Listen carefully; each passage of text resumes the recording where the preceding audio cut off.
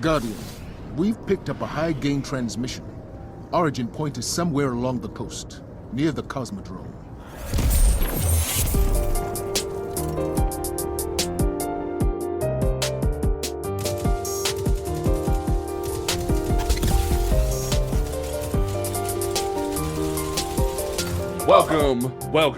Welcome, people across the internet.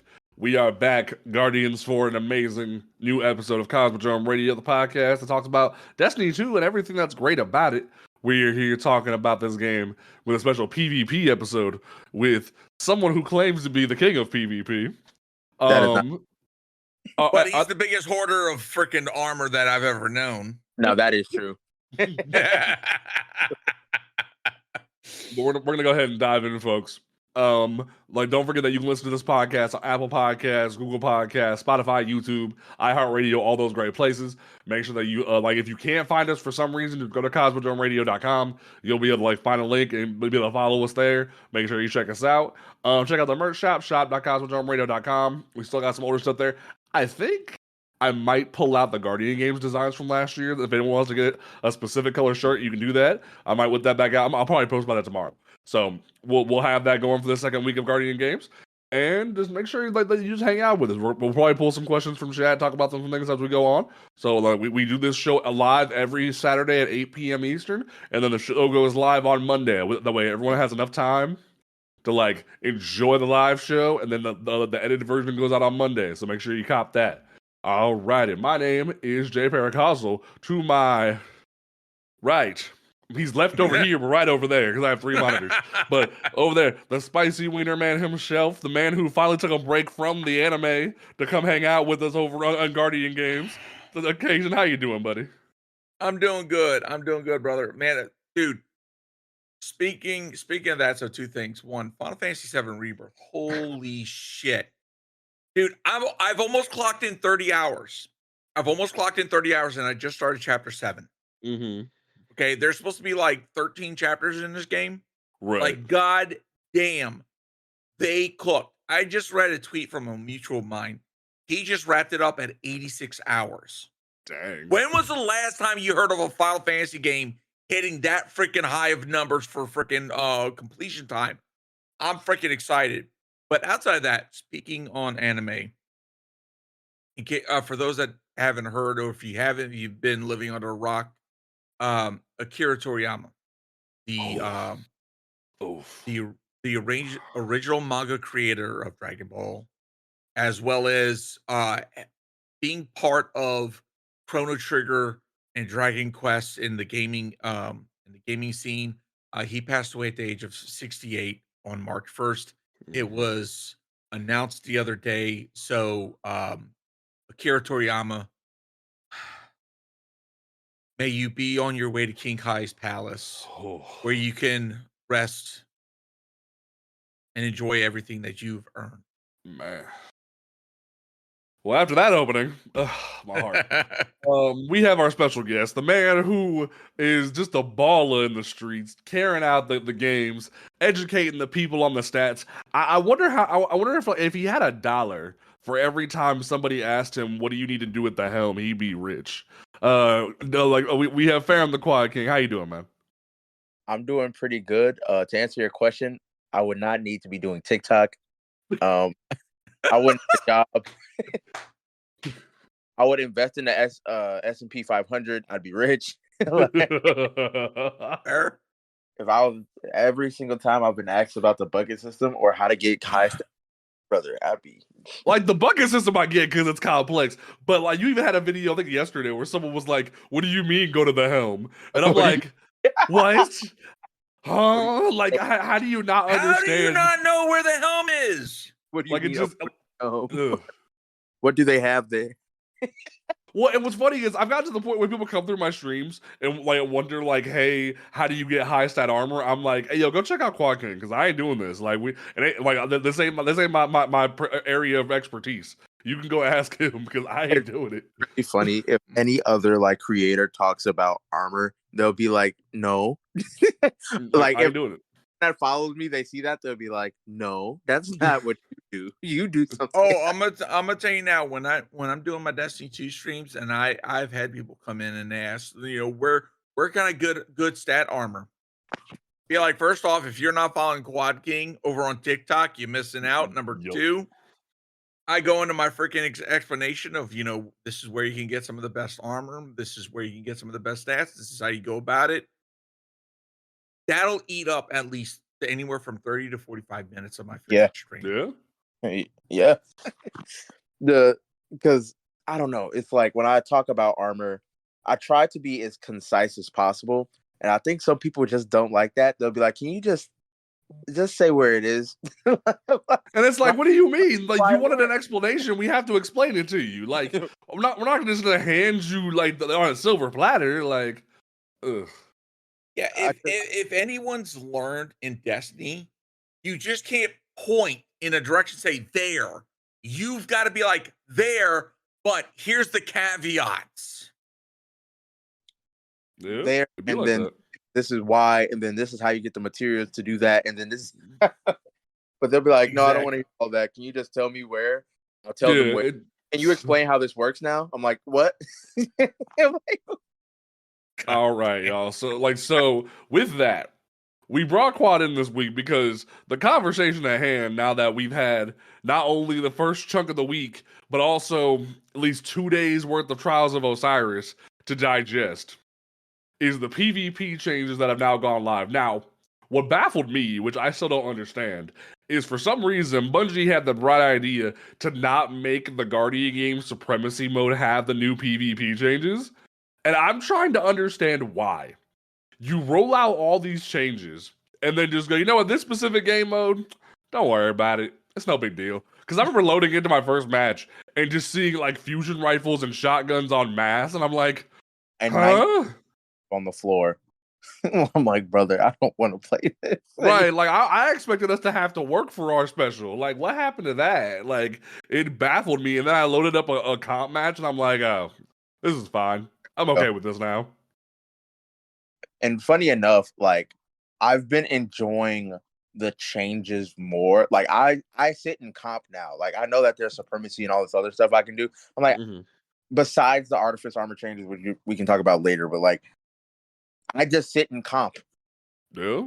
I have to worry about someone throwing 19 threadlings at me. Man. I'm like, I'm okay with this. I made a post about it like yesterday where I was like, yo, do you know how nice it is not have to worry about a whole team of fucking threadling hunters just trying to yeet fucking grenades at me? Like, and what's funny about it is I feel bad for hunters to a certain extent because they can't just like death ball it. They have to actually pay attention to where they throw their threadling grenades now. They have to do a little bit of damage and then send the threadlings in like a normal grenade. And it's like, wow, you have some skill to do now, right? Yep. Like, you gotta work for it. Isn't that right? Like, it's funny. The real change that's been like I've really been excited about, like, say they kept threadlings to the same amount of damage they did, them actually exploding when I shoot them. Yes. Because yes. I'm Hands like, down.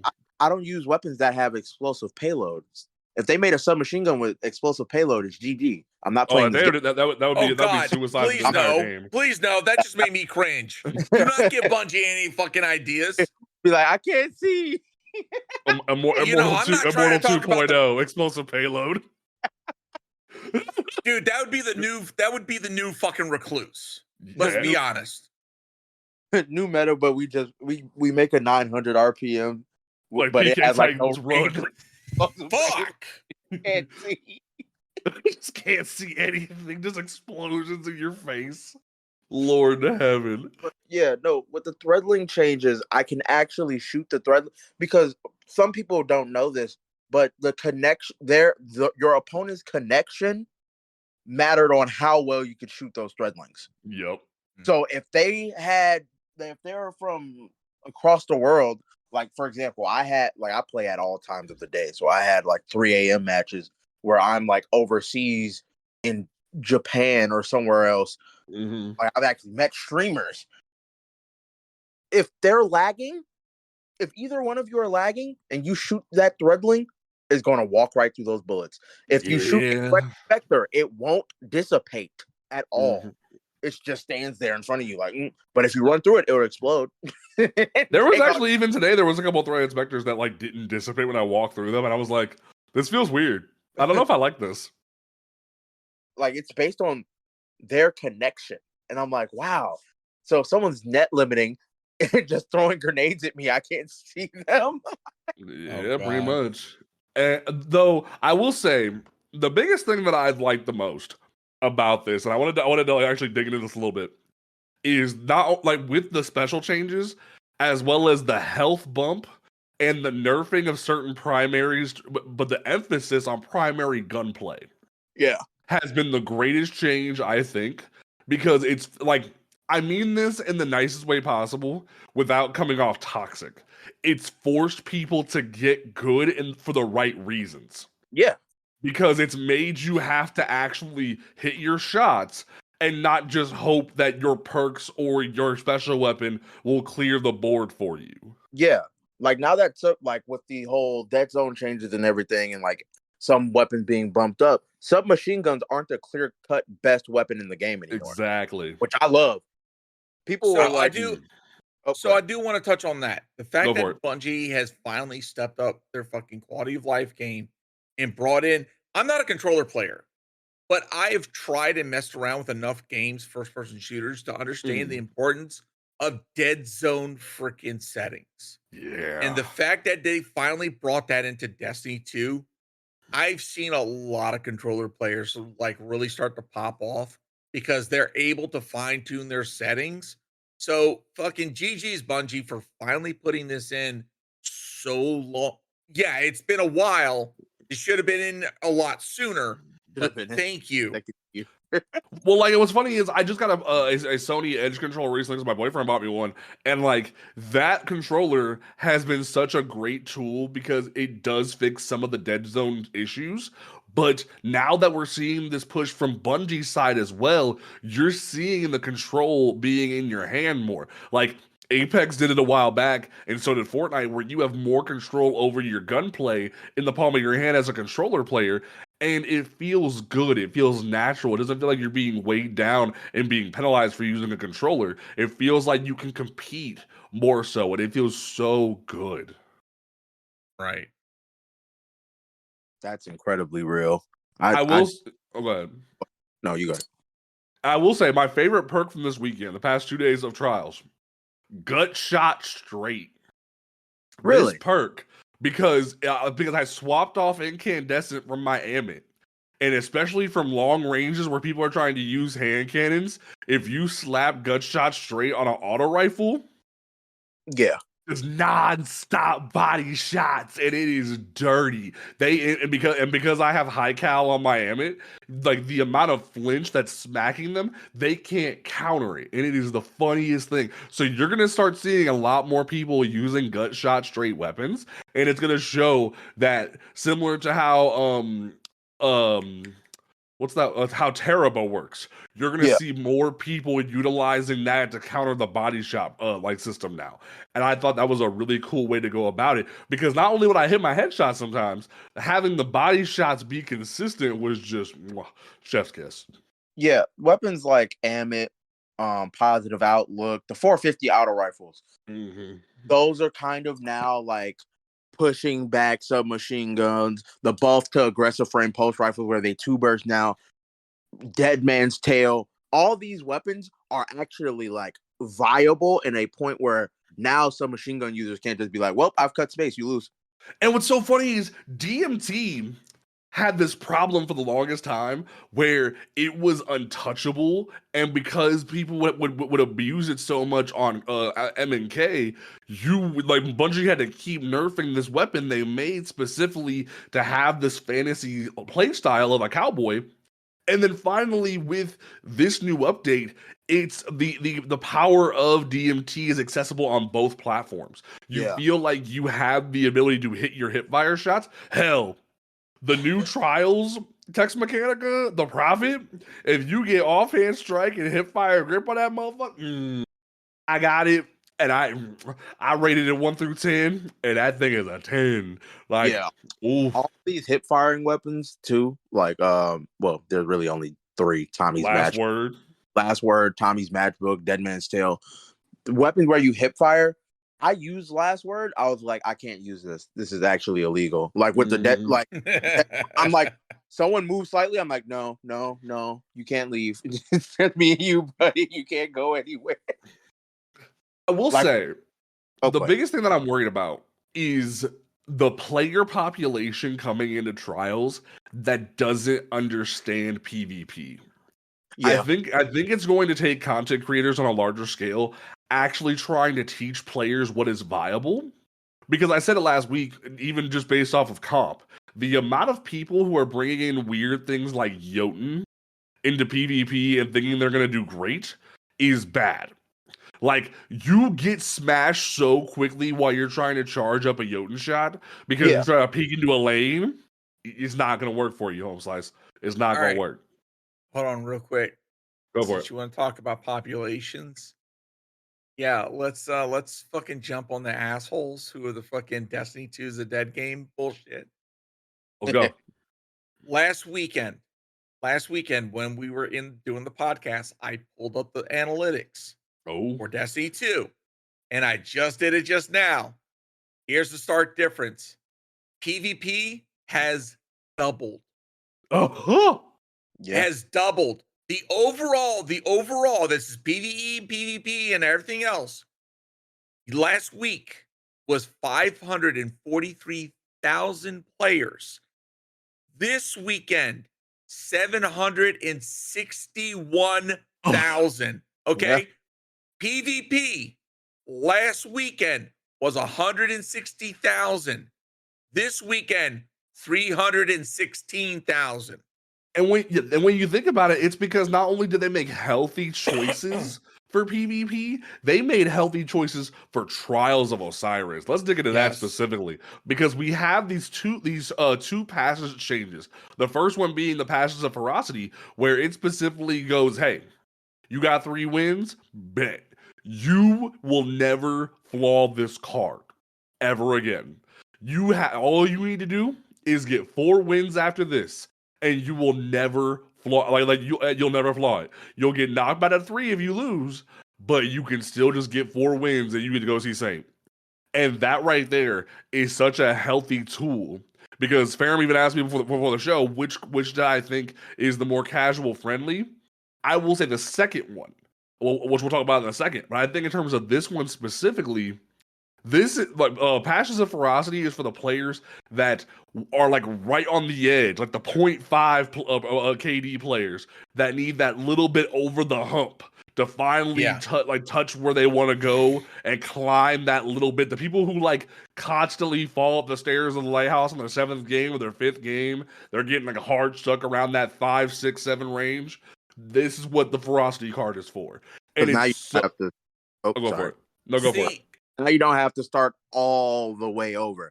Exactly. And right. What I've gotten from my followers was it's incredibly defeating to be like, I'm so close. Oh, I just got edged. I can't play anymore. I'm getting sent back to zero. Okay, so I've only attempted to go to Lighthouse a total of 3 times. I'll be frequent. I'll always be honest about my PvP experience. I've only done it 3 times. Mm-hmm. The first time, I was like what Jay Paracalls said. I was completely new, didn't understand fucking PvP in the sense of Destiny 2, and I went in there with whatever the fuck I wanted. The last 2 times, I had a good loadout. I had a decent loadout, walked in, and I got my 3 wins. I think, I can't remember what card I was using, but it's the one that Mercy. Yeah. I was using Mercy. Lost my 4th, went back into the next one, won the next 2. So I was at 5 with 1 loss. Nothing but net losses right after that. Fucking one after another. And it was at that point I was like, okay, I that's it. I'm done. And later on that weekend, a buddy of mine was like, hey, I'm halfway to flawless. Can you help me out? And I was like, okay, I'll freaking roll with you. We got 4 wins in a row in one of the fucking hardest games that we've ever fought. And that was his winner. that got him to the freaking lighthouse. And he's like, hey, let me help you get to the lighthouse. We got fucking rolled. I think you did that during the flawless pull era, though. I think that's what you did. It was. Yeah. Because you got dragged through the mud is what happened on that back end. Your buddy. And at that point, I was like, I was like, this ain't it for me. And I was like, and this is just like me realizing that I was like, I don't think I'm in that freaking position to be able to ever see the freaking lighthouse. Now, with the changes that Bungie has done, it's actually got me curious as to see, is there something that I can do? Now, yes, I'm a fucking shit, less than 1% KD person. All right. I will never fucking say I'm king, whatever. But I'm willing to give this shit a shot because Bungie is trying to bring in the more casual players. Yeah. And to give them incentives. And that's the other thing, is that they're giving incentives for all players to give this a shot because they're rewarding their time. Yeah. I've said this time and time again. Bungie needs to reward the players for their time investment into certain game modes. Otherwise, it's going to be dead because then there's no reason to do it. Really? And they're finally opening it up. And now look at it. We're starting to see a somewhat healthy population. It's not as anywhere near good where it could be, but it's a start. This is 1 week. And the thing about it is, not only do we have this ferocity card, we have the persistence card, where it's like, hey, even if you flaw this card, all you gotta do is get 7 wins, and you get a weapon. And for some people, they just hear from content creators, hey, go get this adept weapon, you'll be a monster. Granted, now recently, because of the issues with the culture, you see more creators start to say, adept weapons aren't that much different than regular weapons, which is what the whole thing was to begin with. They just put the fucking thumbnails up and told motherfuckers to go get their adept weapons to fuel their carry economy.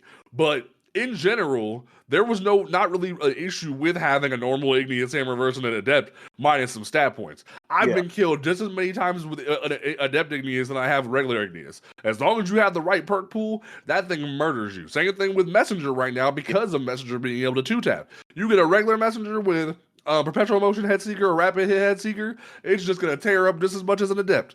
So when you see these people say these things, it creates an alienated culture where so many people feel like they need to. I remember so much before these changes came out, even when the flawless pool was active, where you could look through the Destiny LFG. Help me get to the lighthouse. I've never been to the lighthouse. Yeah. I'll pay you. Help me get there. And it's just like, that's not healthy. That's not a healthy system because you have all these people that just want to see the chest open. They just want to pull that lottery lever one time. And now with the prices of persistence, they're able to do that. And it's kind of changed the perspective a little bit for a lot of people because I even saw somebody on Twitter who retweeted his own tweet from 2021 where he said he will never go into trials again because of how much he was frustrated with constantly being stomped. But then yesterday, when he retweeted it, it was a picture of him at the lighthouse because he finally was able to get there because of the ferocity card. And I was like, wow, maybe all they needed to do was have not such a hard stuck, because Ferum's right. Being knocked back so hard, even with the mercy changes giving you 2 mercies plus your loss, getting knocked back that hard sucks. So being able to have that cushion, that stuck in the road of like, hey, you're not going to get kicked back anymore, is nice. And getting kicked back that hard makes you like, or at least for me, it made me angry, not just like because I lost, but at the people I was playing with. I'm not exactly like, I think that these cards create like a less toxic environment because now when you like poop on my card, I don't think I actually hate this guy. I just think, all right, go next. Okay, oh well. I'll run it back. Like it's less about like I hate for it's more of a run it back kind of mentality. Right. Look. Yeah. Look. At least I don't. like if I'm running a ferocity and I'm already at 3, at least I only have to run 4 instead of 7. That's how I think about it now if I'm running a ferocity card. I no longer have to run 7 games again because Joe Schmo, a guy that, to be honest, just wants to fill the pool. That's okay. I'm not about to yell at you for that. But like, he's not the best player in the world, and Bungie's like, well, he's on your team, and he has a .19 KD and 500 ELO. I'm like, this isn't really fair to me. But now I don't have a reason to be mad at him because I'm like, oh well, that's just going to happen because there's more people here. At least there's more people here. Right. Exactly. There's more people here. We're not having this like inflation. It's going to be a blessing and a curse. Increased population means that you're going to have less sweatier trials matches and less sweatier competitive matches. But at the same token, it's also going to come with, you're going to have more unseasoned players. Yeah. So that's where I'm going to say, content creators, if you're PvP main, this is your chance. Start educating the community on how to do PvP. You have a chance to do content, okay? Yeah. Because y'all bitch about we don't have any content to talk about. Now you fucking do. Honestly, yeah. There's been times though, and I try because I'm like really well invested into builds, percentages, armor. I try to tell people, hey, don't run these things because they don't do anything. And people are like, you don't tell me how to play the game. And I'm like, but it does not help you in any way, shape, or form. Exactly. That's what's so frustrating is like you see people running the weirdest things in this game. And it's like I saw people, I saw Titans running in with freaking Worm God Caress on. I saw a Titan on my Lighthouse game yesterday. I saw a Titan on my team with what's the one machine gun chest piece? I can't remember the auto rifle. I can't fucking not sweet business. Forget. Yeah, he had Actium War Rig. He had Actium War Rig, and he was using it for his breakneck. But the problem was the breakneck had, I think it was like dynamic sway and harmony, and he had like a sidearm to match it, and it was like, brother, man, what are you thinking here? Like, what was your thought process? And thankfully, my team, my third was good, so we were able to knock it out real quick, and the other team was pretty bad. But it was just like, that's the people I want to help. I want to start doing like build reviews of like, this is what you shouldn't see. The one dude with Worm God Caress had like 120 discipline, but like 30 resilience, and I'm like, what? What are you doing? I want to help you. I can't tell you how many times, and just from a PvE standpoint, I've seen people do activities and they've got freaking, I saw one dude had 200 resilience, 200 fucking resilience. I was like, how? Fucking why? Ferum can tell you how.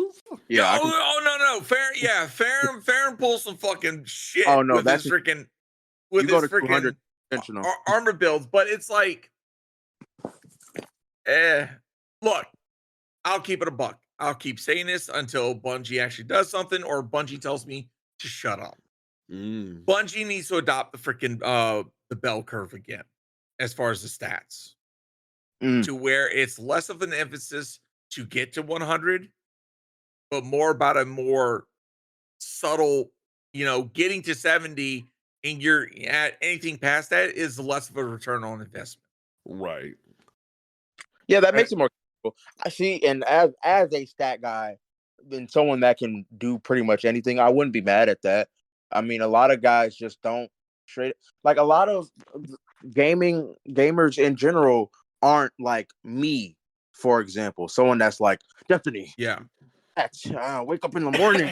The numbers are in my head. No, they go to work. They have kids. They have families. They want to plug and play. Right? They want to, all right, I have a little bit of time without the kids. I can play a few games. They don't have the time to construe some mega thought in their head about exactly how they want to. Most people don't even know about D2 Armor Picker. They don't think about stats and how they split apart. I can't tell you how many times when I've been on stream, piecing together a build, how many times I saw that one question, what website are you using? What website are you using? I was like, I have a playlist on my TikTok Oh, in one TikTok called "Helpful Websites." Yeah. I think, you know what? I'm gonna fucking pin that shit while I'm thinking about it right now. And the thing about it is, it's one of those things of like, Bungie has made their API available for so long. I remember recently, because we interviewed the lady behind D2 Foundry right when she started the beta for it, when D2 Armory stopped being a thing, or D2 Gunsmith stopped being a thing, and she came on and was like so happy that she was able to contribute to the game, and she sat there and shot the shit with us talking about the game, because like now it's been over a year since we did that episode, and she's done exploded. She's doing new betas. She's been asked when she's updating the health pools for TTKs. Like, she's created an amazing resource for people, but no one knows how, like, where it's at. Like, Bungie would do so much good for the community if they would partner with these websites that way people knew where they were. That way people knew what was going on. Like D2 Foundry, Destiny, our item manager, D2 Armor Picker, those three specifically should be like mandated to be on Bungie's website. Like, they should be able to approach them and be like, hey, let's work together. I still think to this day, if they would have did that with D2 Gunsmith when they when they banned him on accident, that would have saved that. That would have saved that in a heartbeat, but it's what it is. Like, so you guys have talked to the creator of D2 Foundry. I consistently talk to the guy that made D2 Armor Picker, because I've been begging him to make a Ferum setting where it's just all 69 builds, but he won't do it. That's funny. Do it, please. Ferum setting. That's funny. I ask him all the time. He's like, no. Like, that's such a meme thing right there. And what's crazy about it is, I think the biggest thing that makes me know that the changes currently with the sandbox are a great thing is because now we can start to teach people the correct way to go about things that can help them do the right thing. Heck, I had someone in my chat yesterday who was so excited, wanted to try trials, the new settings. They got kind of frustrated when they got past 3 wins. They had to get reset a couple times, but they went to the lighthouse and they were so happy. And it's like they were so happy that I pushed them and encouraged them. And you don't see that a lot in gaming, where the people expect them to just get carried. Some people just need the motivation and the way to get there. Yeah. If you keep hard stopping people with like things like the normal cards, that's not going to always work. But when you give them small little gateways, it's enough. Right. It's enough where they can get by. Right. I've heard a little bit of backlash on these cards too, like especially persistence. Oh, well, they didn't have to really do anything and got an adept weapon. And I'm like, if they're not doing in-game content, they don't have the actual mods to even put in the armor. So who cares? Exactly. If they're not doing GMs and they don't go to the lighthouse, they don't have the adept mods. So who gives a fuck? They don't. The thing about it, right. Like it's like on top of that, I could give a fuck if somebody has an adept weapon, because 9 times out of 10, I'm gonna beat you in a gunfight. Right. The thing about it is, I have the mods. I've been to the lighthouse. At the very least, Bungie has put the cosmetics at the lighthouse, and you don't get that thrill of seeing Saint and hearing that speech. You don't get the same like power fantasy that I do seeing my mentor, the person whose emblem is tattooed to my fucking chest. You don't get that power of fantasy that I get because I worked my ass off and got there. If you want your gun, by all means, if you're thrilled that you got your gun, then have a happy day. Be thrilled over the moon. That's but I still got my cosmetics. I still got my ship. I still got my sparrow. I still got my ghost. Right. I had to work for that because at that point, that's just cosmetics. Anybody can get a ghost shell, ship, sparrow, whatever the fuck. If you wanted to work so hard for a gun, it may not even be a good roll of the gun, but you got it. Are you happy? Does it glow? No, it don't glow. I worked for the glow. God damn it! Like you have enough.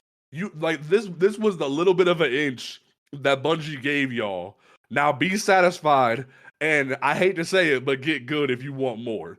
This was enough. That's exactly what I was thinking. Like, I always think back to what was that first moment in PvP that got me hooked to PvP. It was like a 4-man Thunder Crash. That's what really made me say, all right, no more PvP.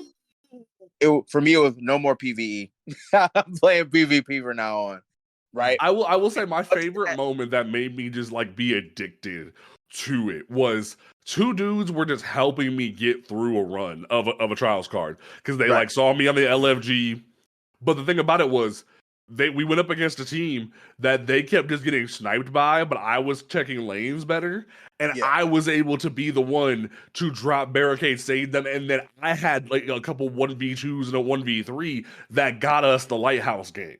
Yeah. And that adrenaline rush of beating like a 1v3, I've called it a 3-piece combo and a biscuit now. Where like if I get my 3-piece combo and a biscuit, it's a good day.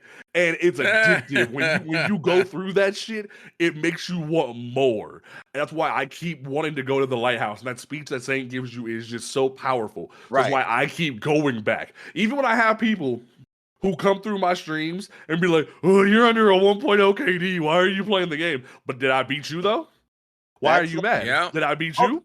Also, just to let everyone know, the average Destiny player KD isn't a 1. By the way, it's like a 0.8. That's like 0.6 to 0.8. That's the average Destiny KD. I just like hit 0.85 this season. Let's go. You're like you're a 1. Don't ever let that affect you, because like your main response should be you're stat checking me. That's weird. Exactly. That's straight up what it is.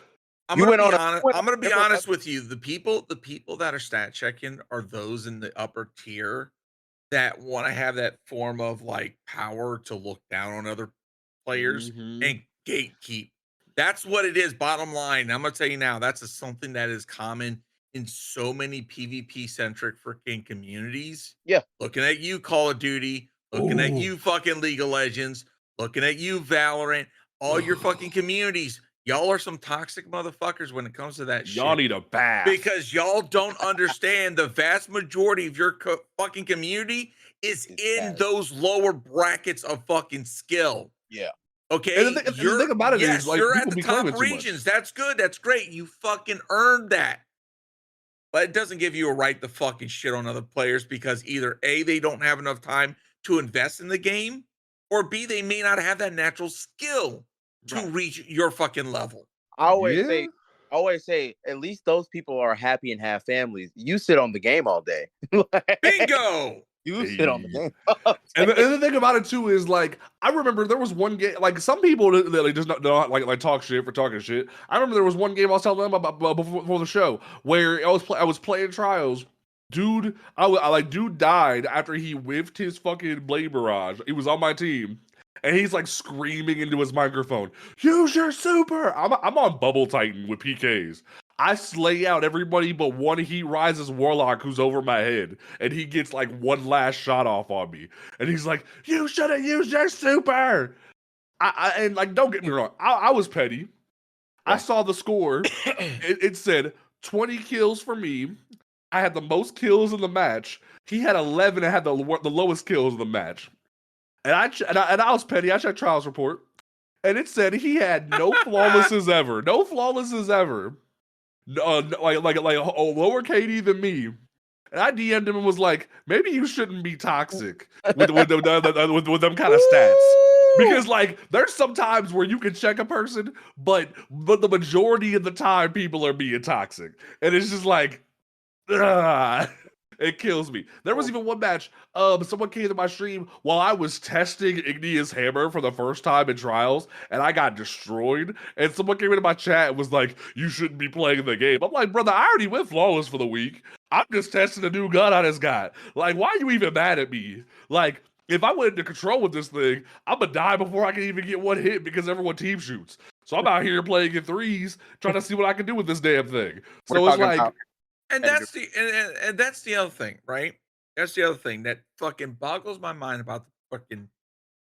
And this isn't just PvP community. This is also PvE community as well.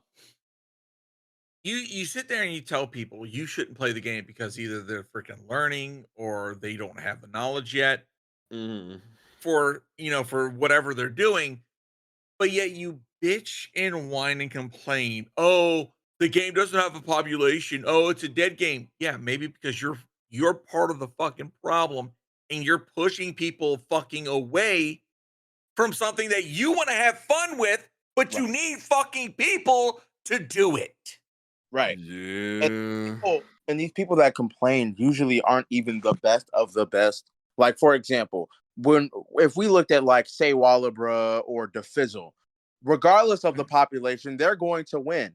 But as it trickles down and it's those guys that think they're really good, but they're not, and they have to start fighting the top best of the best, they don't want to sit there. And I know they don't. Like I've played top 500 trials players.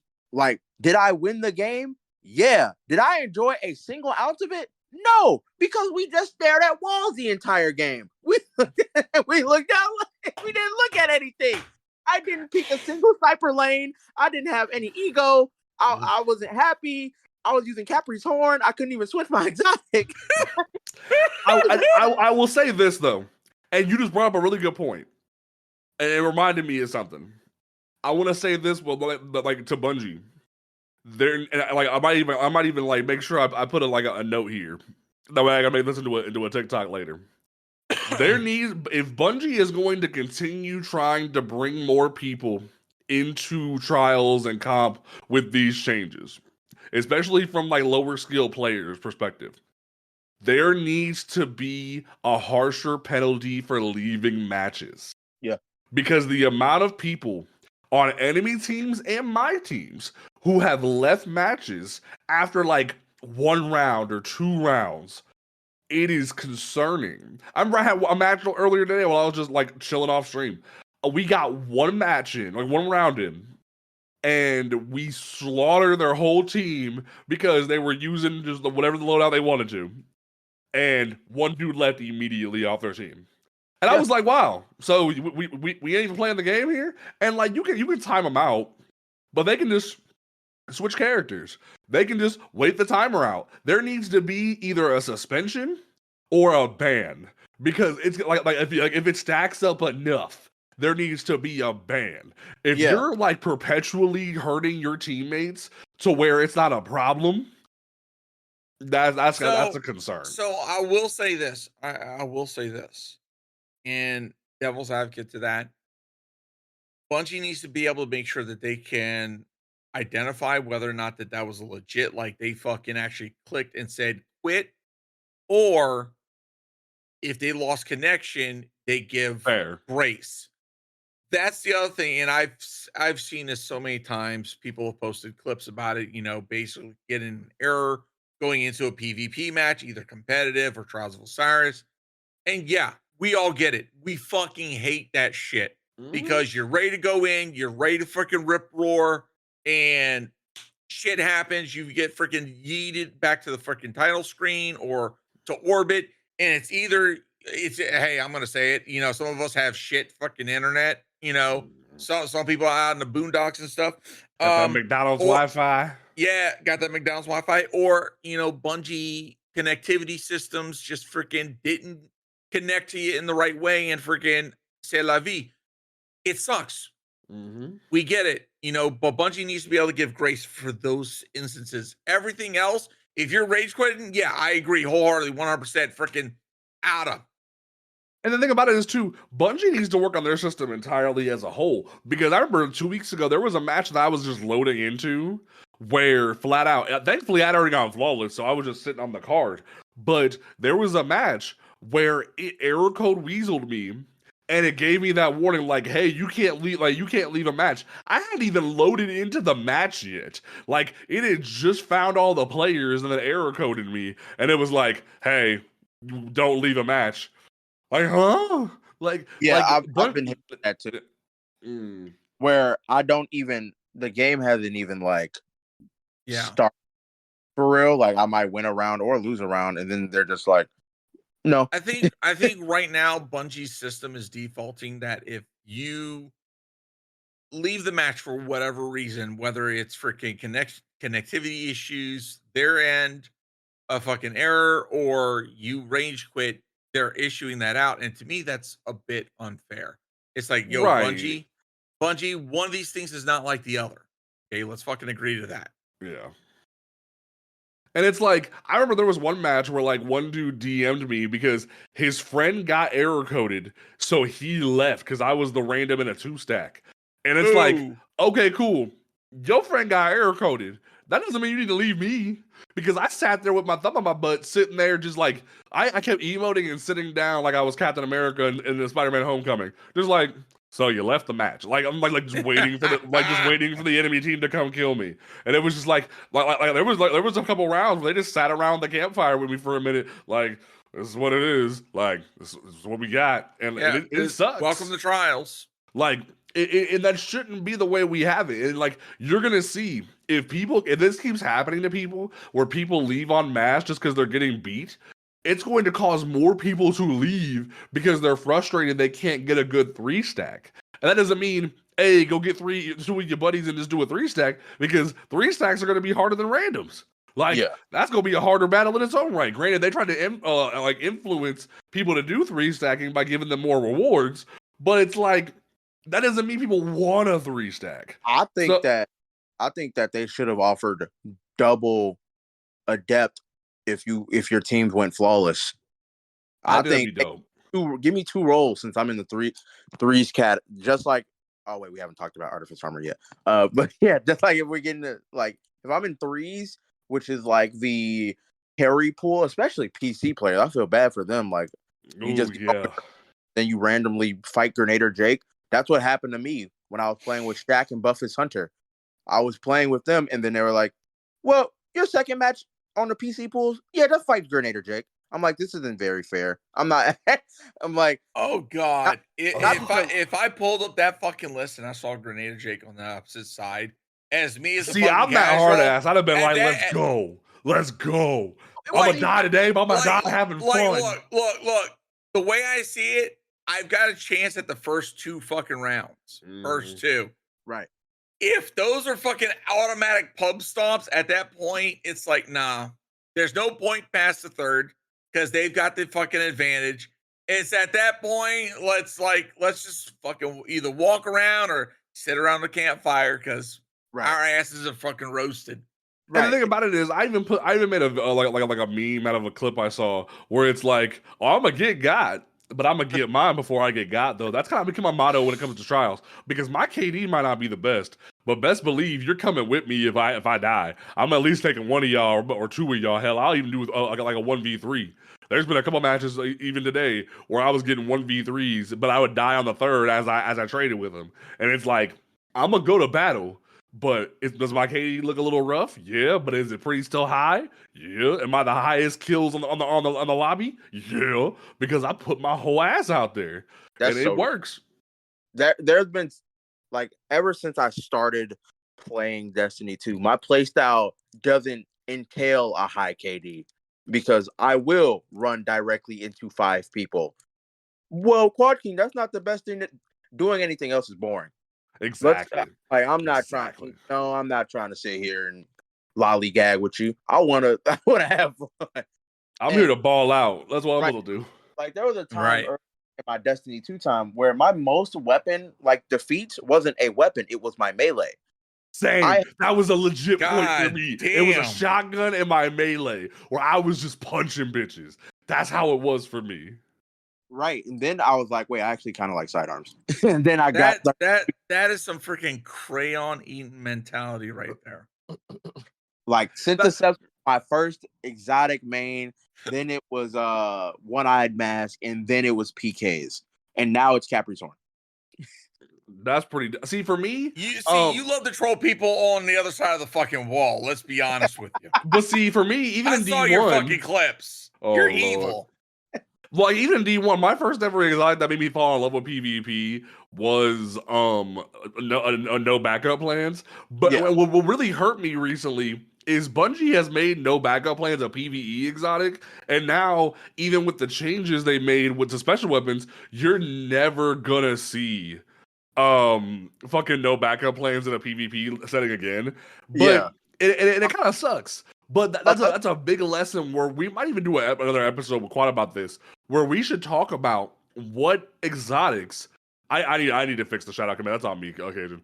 But but like the big thing that needs to happen is they need to sit down and be like, hey, what exotics are good for PvP? Like, the amount of Titans that I've seen with like Worm God, Saint 14 helm, just the rank the fucking machine gun chest piece, just the randomest shit because they think it's good or they enjoy it. And the thing about it is, it's not to be a dick or gatekeep. It's the thing of sometimes the thing you enjoy when you're just running strikes with your pals isn't the same thing that you should bring into a high level setting, i.e. GMs, i.e. raids, i.e. Trials of Osiris. Everything has its place.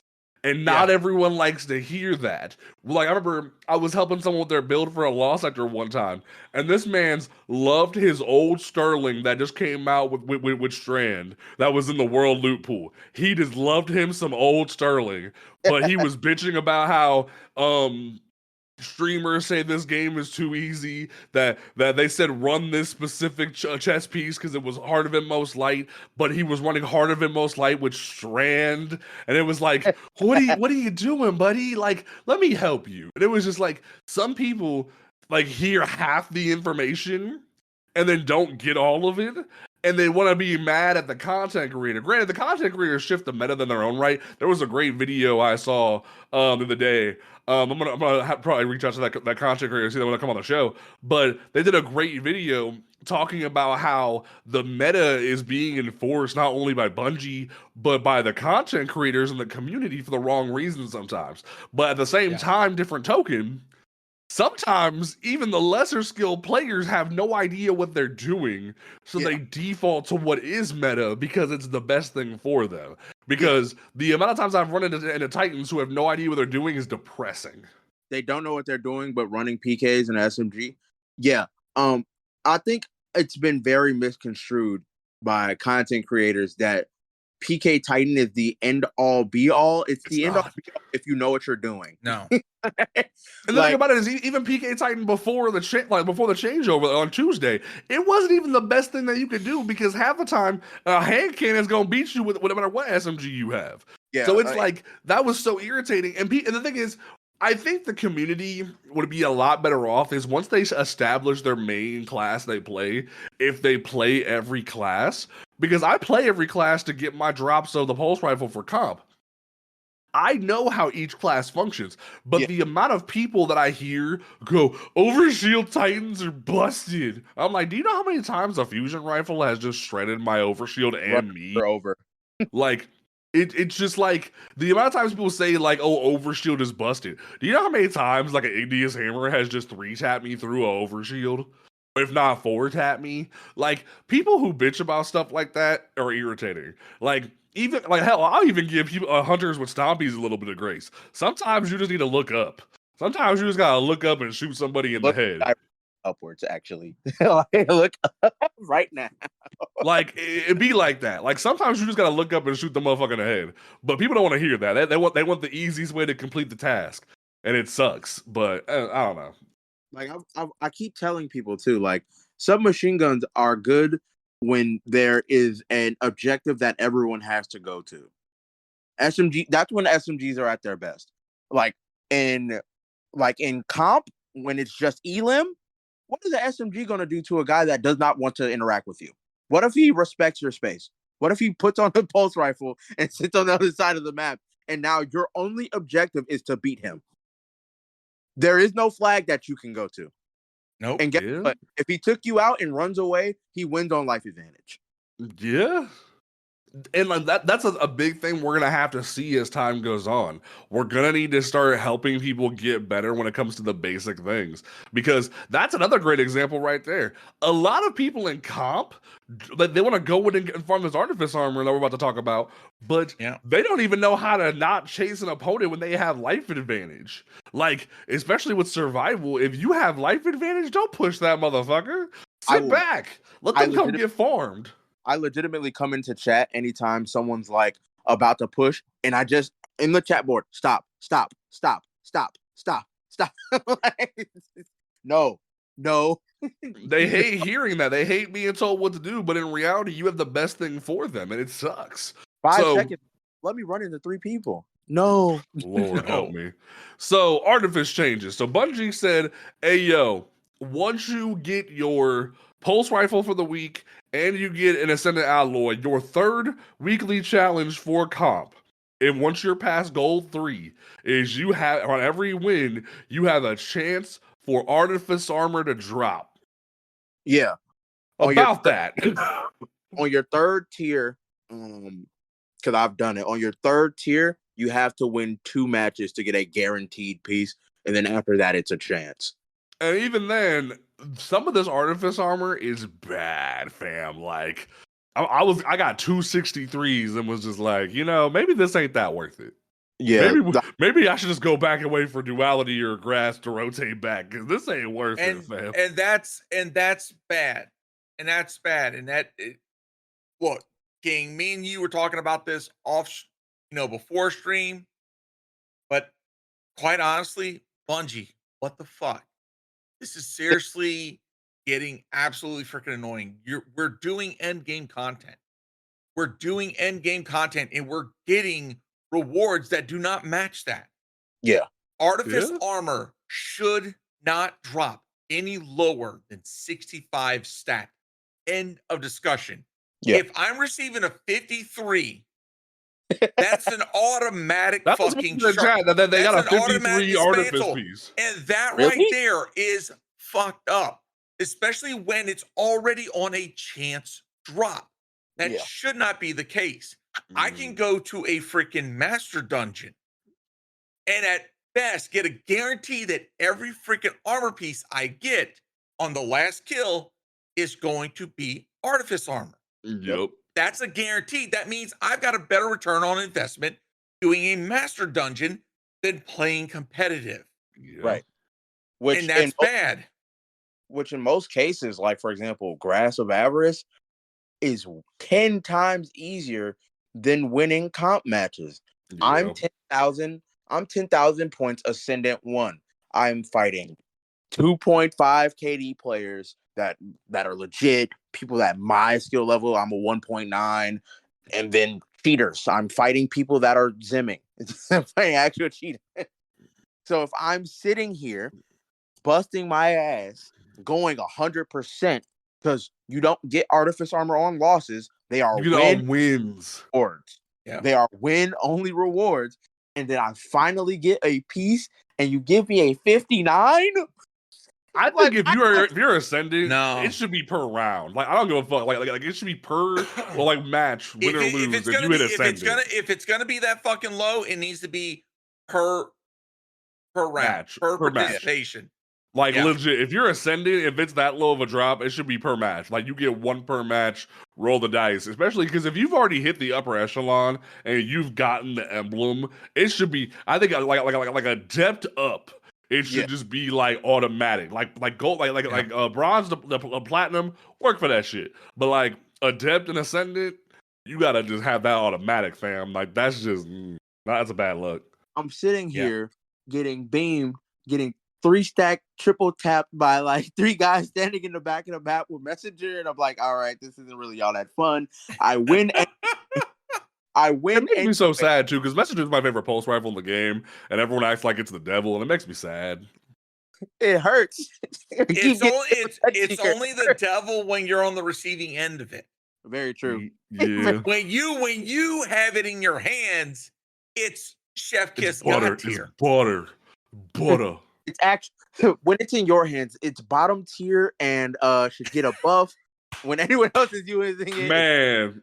I will say, if there's one archetype that Bungie needs to take a look at, especially because of them reissuing some guns. And what's funny is, I was thinking about this yesterday after I did a prophecy match, and then True Vanguard put out a video about it today.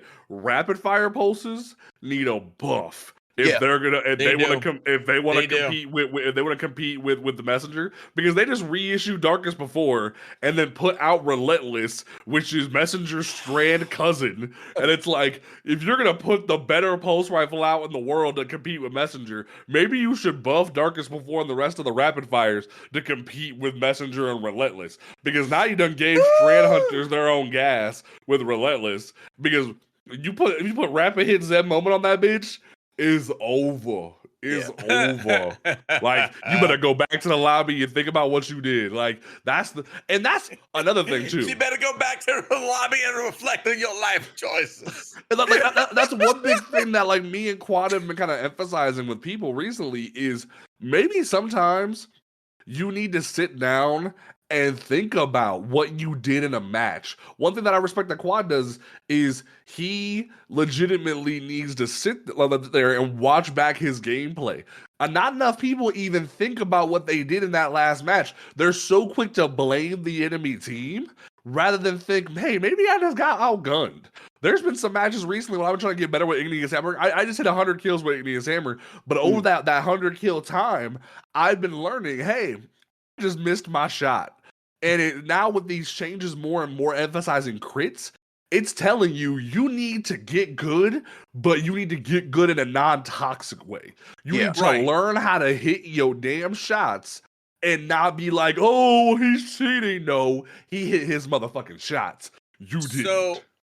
So I'm gonna give an opinion and a hot take. Oh, let's go. As someone who is quite old in the gaming space, 43 years old. And so I'm senior to everyone right now talking this VC. All right. When it comes to a lot of the PvP community, there are so many people that will pass the buck as far as the reason why they lost, when a good portion of it is because they made a bad choice in a situation that led to their loss. Yeah. Now there are times where yes, the other team is they completely outclass you, completely outskill you, and no matter how much you try to maneuver a tactic, you got smoked.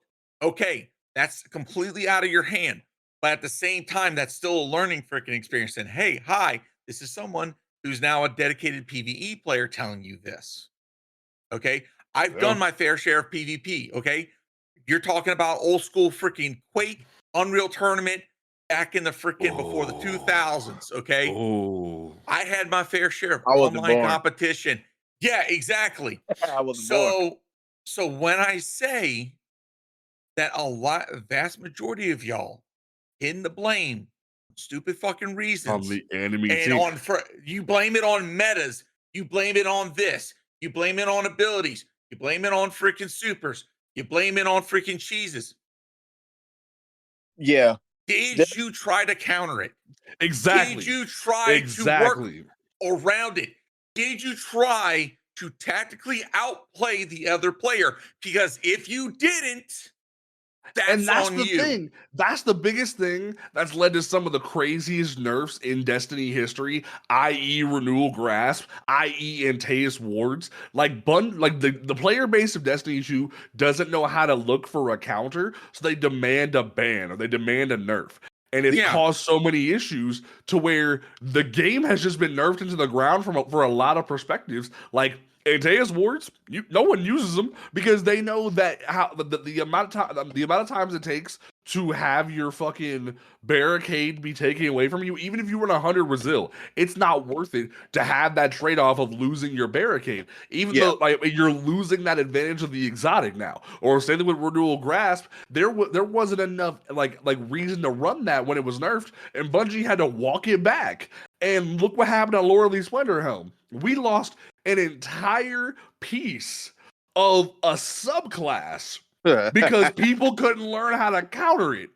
Because that's what so frustrates me. We lost Sun Warrior, a whole portion of a subclass, because y'all couldn't learn how to not peek when a motherfucker has a fucking Ariana's Vow or some stupid shit, and actually shoot a motherfucker. Then they nerfed it anyway. Yeah, nerfed it after. No, what? The only exotic that I have to disagree with you on is Antaeus Wards. Oh, really? Oh, as a Titan maid, you gonna disrespect me in my own house? Chat, grab the popcorn. Mom and Dad are fighting. Here's the thing. Antaeus Wards is by far one of the most cringe exotics Now, was that nerf? Now, did they have to nerf it that way? No. They could have given it like a 20-second cooldown on the slide timer, and I would have been like, all right. No, here's what they needed to do. I had said it from the jump. Do you want to know how you counter it? You do the same thing you did to Juggernaut. Because when Juggernaut came back into the game, they made it so you couldn't just run into a wall to tech it and power it up. And that's what people's biggest complaint was about Antaeus, was you had high-skilled players running into walls waiting for you to come around a corner, and they would just slide in and block your shit. If you just changed how Antaeus worked to match Juggernaut, instead of the other way you made it match Juggernaut, you make it so you actually have to run to get the momentum, you would solve the problem. And and it's the same thing that I said about when they nerfed shoulder charge at all, because that's the big complaint I have about Titans in general. Our shoulder charge is damn near useless. The amount of times the past 2 days that I've seen low skill Titans try to shoulder charge an enemy team and they just go poof because they're not they have their melee does nothing. I love because they're trapped in the animation. They don't do enough damage and they just get shot.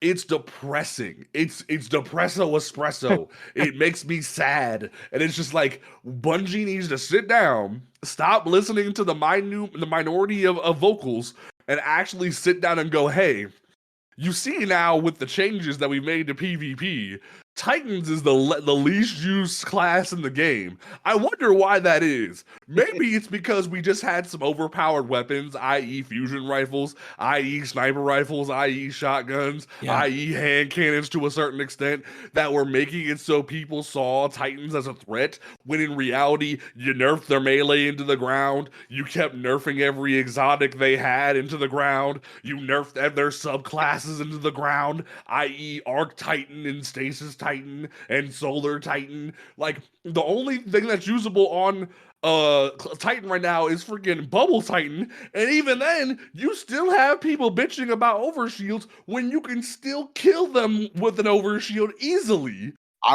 Blows my mind. What's been crazy to me is people aren't using the Stasis Warlock arms, the bulwarks that give 50 health overshields, which is more than the regular one. If I was a Warlock main, y'all wouldn't touch. I'd be running around with Ice Flare bolts and conditional finality. Well, it was so funny. You just brought up a really good point. You know what, Quad? I'd say show it. Do it next weekend. Here's the thing. Do it next weekend and freaking. Don't say that because he will. And piss some people off. I'm sorry. I'll say it. Fucking here's the funny thing about it. Watch. Here's the funny thing about that. I've been saying this for the longest time. I even said it on stream yesterday. The only reason why Bungie hasn't heard about Stasis Warlock being a problem, because somebody asked me, what's the worst subclass in the game to go up against? Stasis Warlock. Ever since Stasis Warlock came out, it has been the most broken subclass, but because everybody prefers prefers Void and Welllock, no one sees the problem.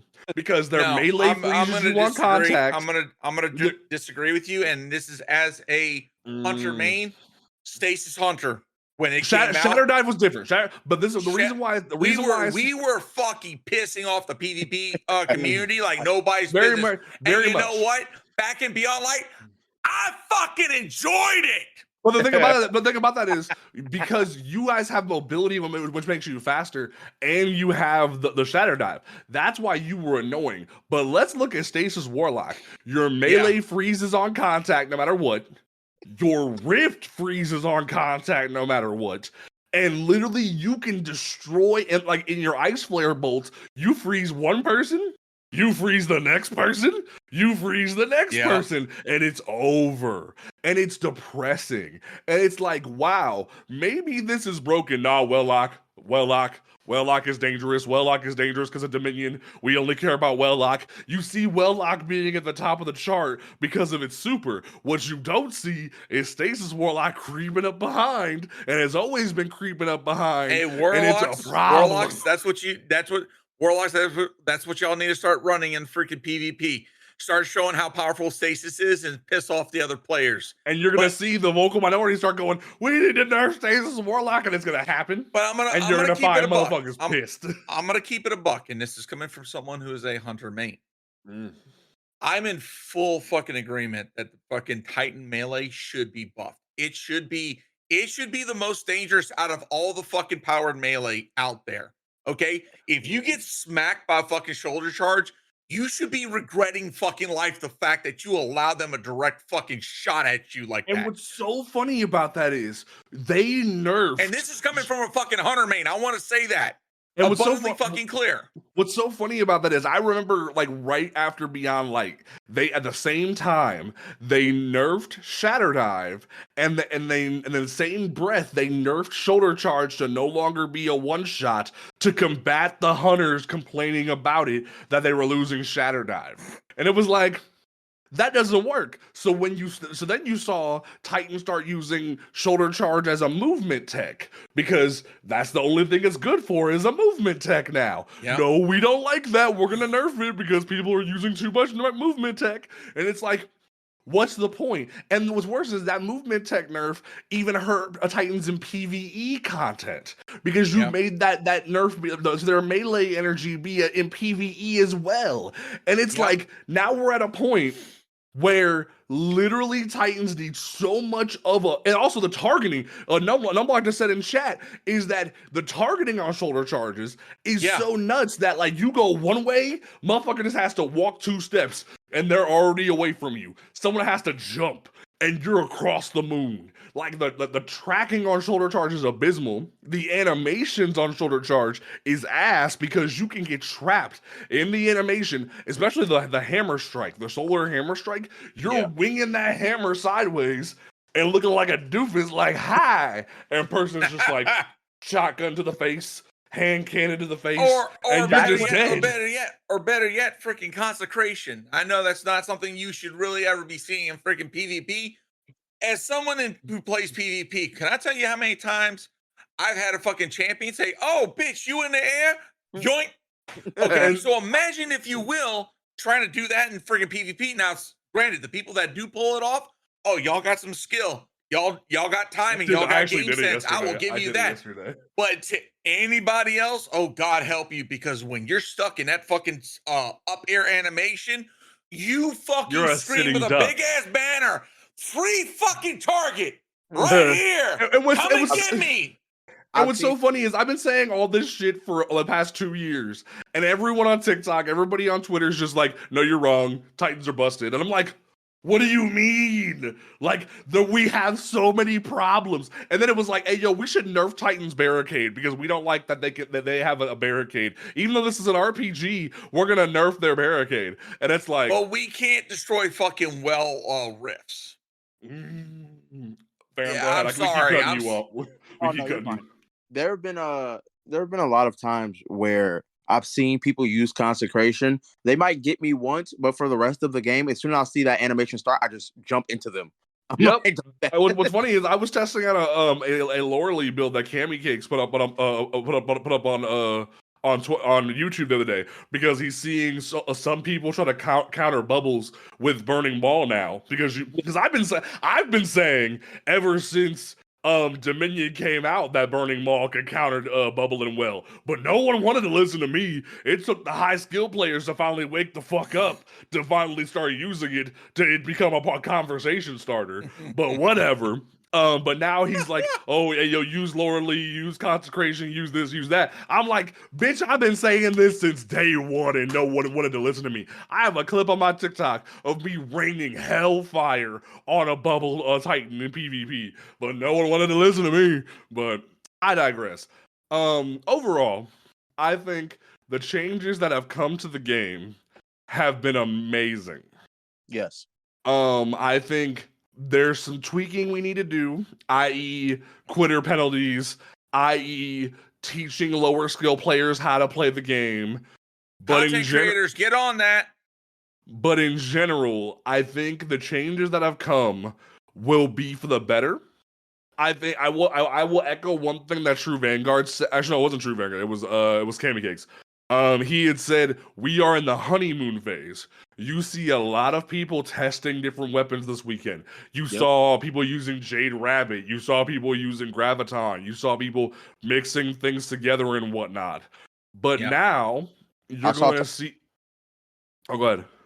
I saw a touch of Malice. I saw Touch of Malice. I saw freaking Outbreak Perfected. People are looking to find what is good in this meta. And I think things like Gutshot Straight are gonna see people putting in work. You're gonna see emphasis on headshot like multipliers and whatnot. Precision Instrument has come up in a big way. What's so funny about that is we just had an Igneous Hammer weekend. No one thought to drop Eye of the Storm for Precision Instrument, and now everyone's regretting it because a couple people who kept those roles are putting in work. So now we're entering this era where precision damage is being like emphasized and catered to. So it's going to be interesting to see what happens. I think I'm excited for the future of the game. Cajun, you are the PvP novice. How do you feel about the future of PvP? From a casual standpoint, I feel that this is right now these are the changes that should have been made a while back. This is what should have been going on. Okay, in Bungie, this is another time I'm going to be critical of you. You should have had a PvP team the entire fucking time. This should not have been let to the fucking wayside. And seeing the changes that you've put forward, seeing what you have cooked up, yeah, the PvP community had every right to rip you apart to a degree. To a degree. I will always stand on this. Harassing and threatening devs has no fucking place in the gaming community. When they ask for feedback, you give concise, professional, non-hateful feedback. You tell them what you don't like. You tell them, hey, maybe look at changing this. If you can't voice it, find someone to help you voice that properly. But hate and vitriol? Nah, sit the fuck down. But at the end of the day, Bungie, thank you for finally doing this. But at the same time, do better. Keep going. Keep cooking and keep making the PvP experience something that even the PvE players want to or are willing to fucking jump into to give a better population. Exactly. Also, I'm excited for these PvP maps coming in May, given these changes. Ferum, you are our guest. We'll let you have the final word. How do you feel about this season, like these seasonal changes that have come about? I loved them. The death of the fusion rifle has been my favorite part of all of this. And the Pell's upset. Hey, the Hercules class needed to be retired anyway. It's fine. Whoo! Damn. I dislike fusion rifles. I hate them. Every day I wake up and I hear the whooping sound of a fusion rifle in my ear. But what about conditional finality, Ferum? If conditional got nerfed 17 times, I wouldn't care because I main sidearms. And the thing about it is, I feel like Bungie is like that specifically. Well, I'll touch on that before we go. That specifically, I feel like Bungie is stuck between a rock and a hard place because if they nerf it, you're gonna see people wanting nerfs to bubble in well again. If they don't nerf it, you're gonna see people complaining about it. And it's the only thing stopping people from having overwhelming control with bubble and without investment. Granted, I'm gonna put emphasis without investment because you see people like me, like Ferum, telling people use shoulder charge, use wither horde, use different things, use your grenades properly, do the correct spacing, place your barricade in their bubble, do the correct things to beat them. I had it on stream last week. I beat a bubble titan in their bubble. I just dropped my barricade and then shoulder charge in them. I dropped it, dipped back out, smacked him again, and it was awesome. And it's like you can do the right things to counter those different things, but the problem is people want the easier way to win. And that's the problem with the mentality of the PvP community. Right. You need to look for the correct way. They want the devs to do the job for them, not to learn on how to counter these situations. Exactly. So yeah, Ferum, I want to thank you for coming to hang out with us. You've been overdue to hang out with us, and you are welcome to come back whenever you want, big homie. Also, I just have a Igneous Hammer with rapid hit and precision instrument, so I'm definitely going to be using. Lucky. I have one with either Storm and Golden Tricorn on the fourth column, so I'm gonna keep putting in work. But yeah. Don't forget, folks, that you can listen to this podcast on Apple Podcasts, Google Podcasts, Spotify, YouTube, all those great places. The recorded version will be out Monday, so make sure that you tune in for that. We appreciate everyone who hung out with us for the live version. Well, you can look at the VOD for that if you want to, but the edited version, that will be over on audio platforms, will be available Monday for you. So make sure you cop that when it goes live. But we will be back next Saturday talking more about the changes. I got some things to say about prophecy, and not all of them are good. We gonna talk about it, so we gonna get to that. We'll make sure you come back next week, folks, and we will catch you Starside. Peace out. Laters.